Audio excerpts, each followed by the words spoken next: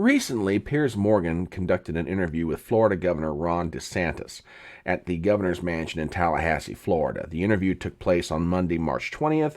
It aired on Thursday, March 23rd. Now, the interview is perfectly understandable. Governor DeSantis has recently written a book and is touring the country trying to promote the sales thereof. The book is called The Courage to be Free. Now, many people have argued that the book tour and interviews like the one that DeSantis gave to Piers Morgan is allowing the governor to lay the groundwork for an announcement that he's going to run for president. Now, that interview has generated a lot of commentary. A lot of people have had something to say about it. But now you're going to get the final word. Why is that? Because I'm talking about it. Who am I, you may ask? My name is Brian Trippett. I am your front porch conservative. Step on up to my electronic front porch and let's talk. Now, as far as my thoughts on the interview, I will give Piers Morgan a lot of credit. This is good work. Regardless of what people may think of him, like him, don't like him, okay, that's fine. Piers Morgan is a professional journalist. He does a very good interview. He's interviewed people all over the world, all kinds of personalities, and just like with every other interview, he creates a very relaxed, calm atmosphere. There's a good exchange between himself and whoever he's interviewing. Piers Morgan, as far as I'm concerned with this is good work.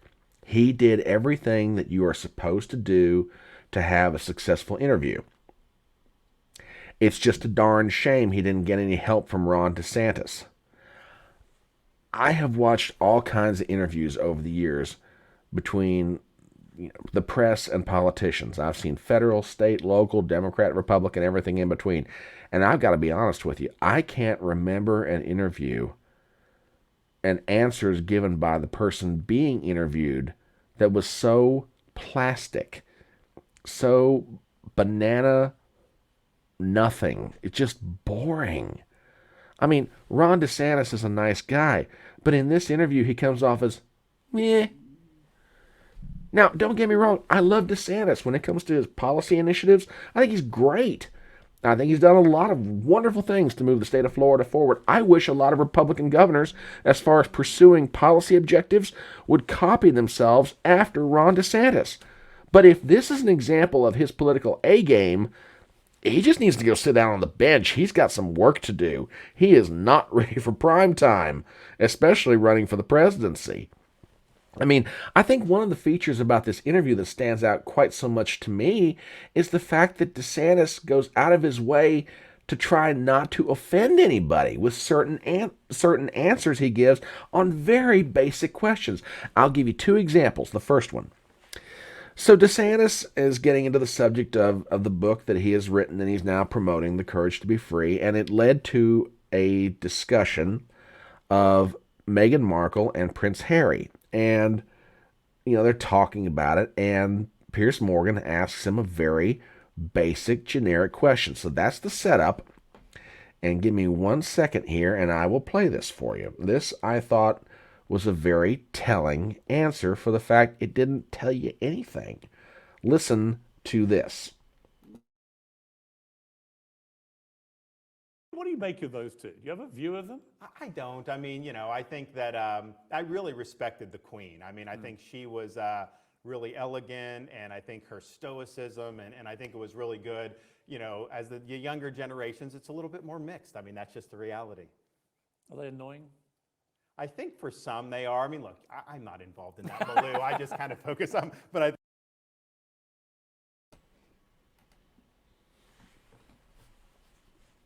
For some, they're annoying.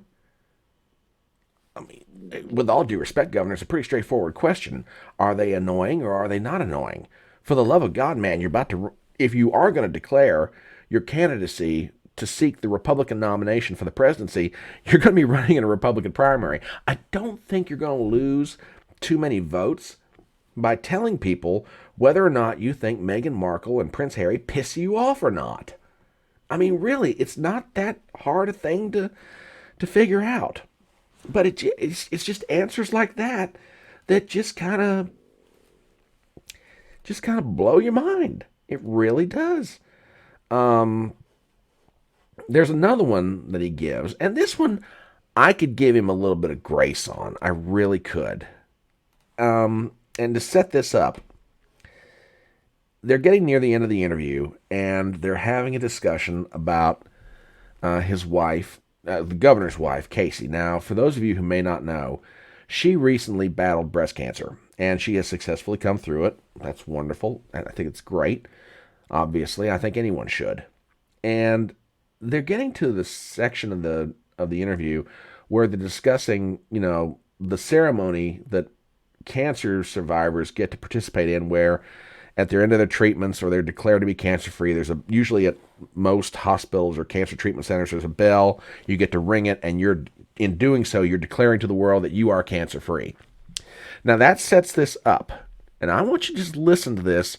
And like I say, I could give him a little bit of grace on this because this is a very personal subject between man and woman. But just listen to the answer that Ron DeSantis gives.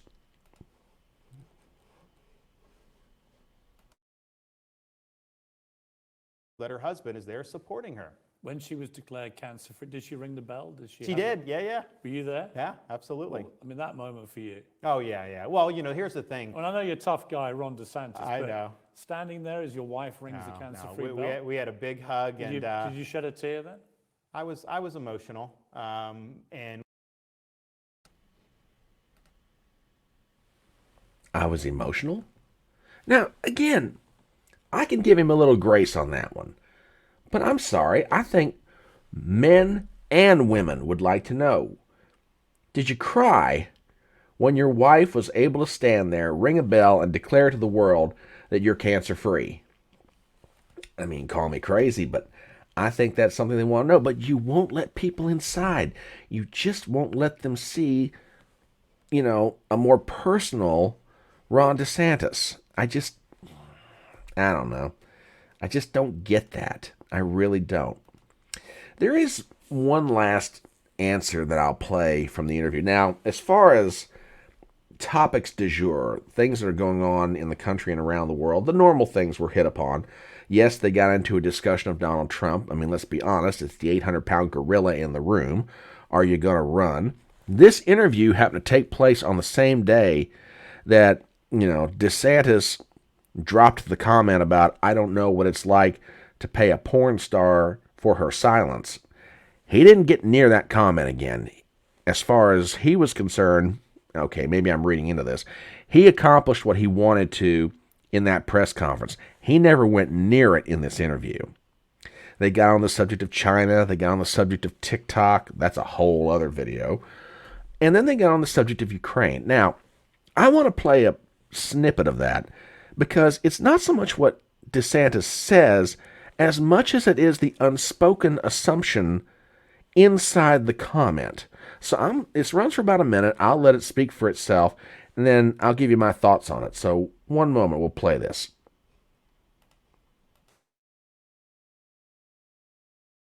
American troops involved there, but the idea that I think somehow Russia was justified that's nonsense. I mean, I was in Ukraine interviewing President Zelensky last summer. What I was struck by was the utter resolve of the people there, which I suspect would be exactly the same if somebody invaded any part of America, which was not to give Putin an inch, not an inch. In fact, they wanted Crimea back. And I think they would take issue with it being categorized as so like I say, I think they have the right to that territory. I just think that's the source of the conflict. It's in those regions which there's likely going to continue to be a lot of conflict on that going forward. So if I could snap my fingers, I'd give it back to Ukraine 100%. But the reality is, what is America's involvement in terms of escalating with more weapons, and certainly ground troops, I think would be a mistake. So that was the point I was trying to make. But Russia was wrong to invade. They were wrong to take Crimea. What's your